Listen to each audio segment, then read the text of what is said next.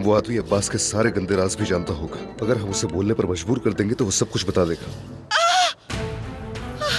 जाओ जल्दी से अदनान को बुलाओ फौरन। मैंने कहा था ना जल्दी पैदा होगा बच्चा, कहा था ना मैंने। चलो चलो, अरे क्या देख रहे हो, उठाओ इसे, चलो।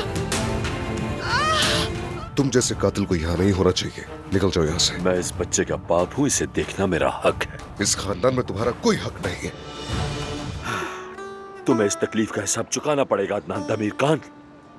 अदनान बस कर दो, मैं बहुत थक चुकी हूँ इन सारे हालात से। मैंने अपनी बेटी के लिए तुमसे शादी की थी और अब मैं वही फैसला करूंगी जो मेरी बेटी के लिए बेहतर होगा।